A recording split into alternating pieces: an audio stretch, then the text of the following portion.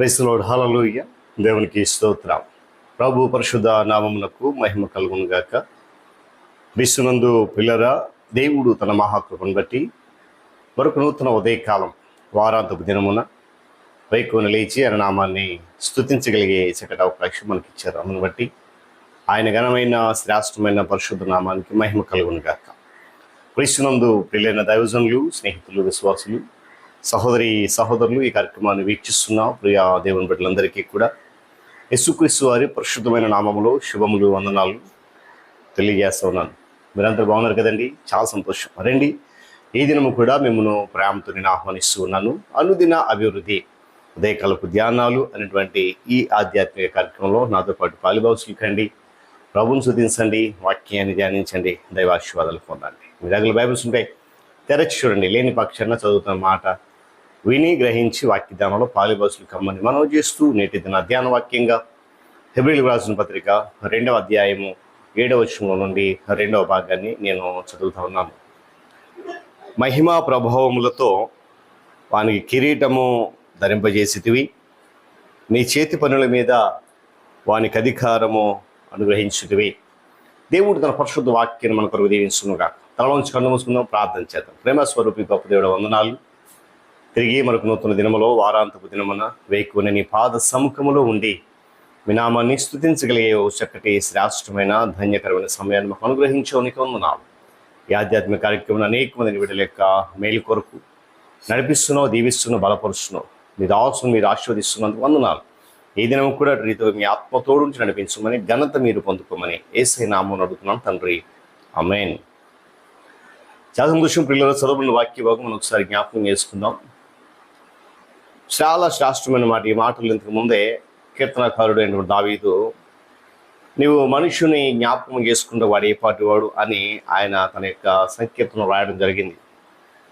8వ సంకీర్తనం మనం చూస్తాం. దేవుడు ప్రతి మనిషిని కూడా ఆయన పోలికలో ఆయన సంకల్పం ప్రకారం చేసి భూమి మీద ఆయన చేసిన పని మీద ఒక అధికారాన్ని ఇచ్చాడు. ఇక్కడ చదివిన మాట అదే, నీ చేతి పనుల మీద వానికి అధికారం అనుగ్రహించావు అనే మాట. దేవుడు మనకు అనుగ్రహించినటువంటి రక్షణ అనేది ఎంతో గొప్పది, ఎంతో ఎంతో గొప్పది. అది వర్ణించలేం.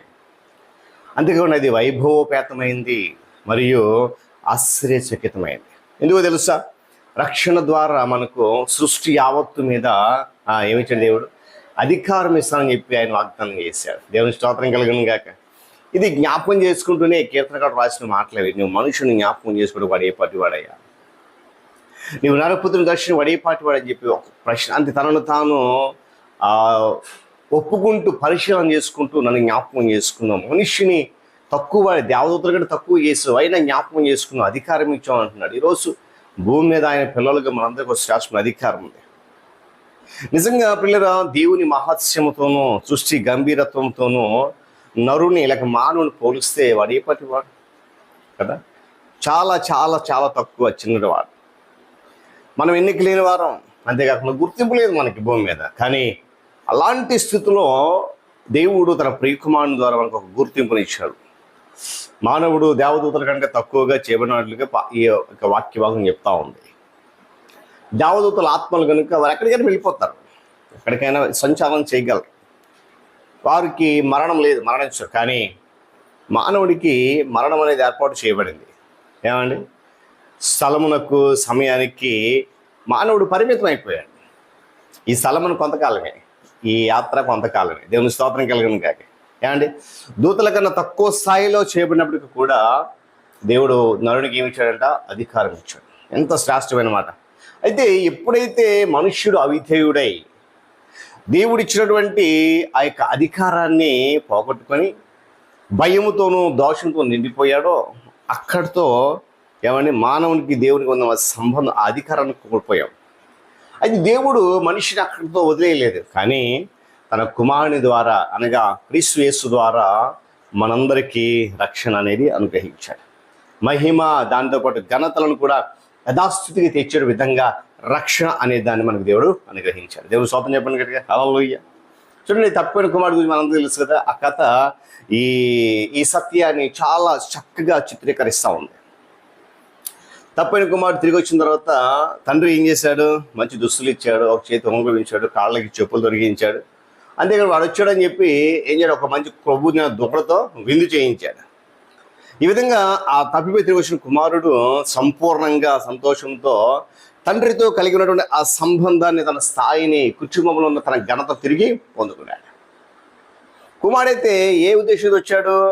నీ సేవకులలో లేక నీ పనివాడు ఒక అంగీకరించమని చెప్పడానికి వచ్చాడు. కానీ తండ్రి అని తన ఇంటిలో పూర్వం ఏదైతే ఉందో అధికారాన్ని ఇచ్చాడు, దాంతో కూడా ఒక ఉంగరాన్ని ఇచ్చాడు. ఇదే రక్షణ. వాక్యం చెప్తుంది, పెంట కుప్పల మీద నుండి సింహాసనం ఎత్తబడుట అంటారు దీన్ని. ఏమైనా పందుల దగ్గర ఉండే పొట్టుతో కడుపు నింపు కూడా ఆశపడ్డాడు. బికారి స్థితిలో ఉన్నాడు, దీనస్థితిలో వచ్చేసాడు. కానీ ఇది తన తండ్రి ఏం చేశాడు? ఎత్తాడు, పెంట కుప్ప మీద నుండి సింహాసనం ఎక్కించాడు. అని నేను దేవుడు తన ప్రియకుమారుని మన కొరకు భూమి మీద పంపించు, పెంట కుప్పల మీద ఉన్నటువంటి దీనిలో దరిద్రం మరణను లేవనెత్తి తన సింహాసనం, అందుకంటే ప్రకటన గ్రంథంలో జయించు అని నాతో పాటు నా సింహాసనం మీద కూర్చోడని ఇస్తాను. దేవుని స్తోత్రం కలుగును గాక. తిరిగి పొందుకున్న అధికారంలో భవిష్యత్తు వర్తమానం ఏమిడి ఉంది. ప్రభు అంటాడు కదా, పరలోకమందు నువ్వు భూమి మీద నాకు సర్వాధికారము ఇవ్వబడింది. అందుకొరకే 70 మంది శిష్యుల ఆజ్ఞను ఏమండి దయ్యములు సైతం పాటించాయంట. ఈ అధికారాన్ని వీళ్ళు గమనించాలి. మనుషులకు, వారి ఆత్మలకు వ్యతిరేకంగా పోరాటం చేసేటువంటి చీకటి శక్తుల మీద కూడా మనము కూడా ఈ అధికారాన్ని అనుభవించవచ్చు, దుర్వినియోగం చేయదు.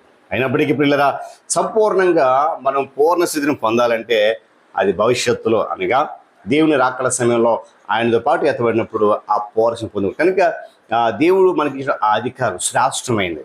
ఆయన చేతి పనుల మీద మనకి ఇచ్చిన అధికారాన్ని దుర్వినియోగం చేయకుండా సద్వినియోగం చేస్తూ ఆయన పని కొరకు ప్రయాసపడుతూ ముందు కొనసాగుదాం. దేవుడి మాటలు మన కొరకు దీవించను గాక.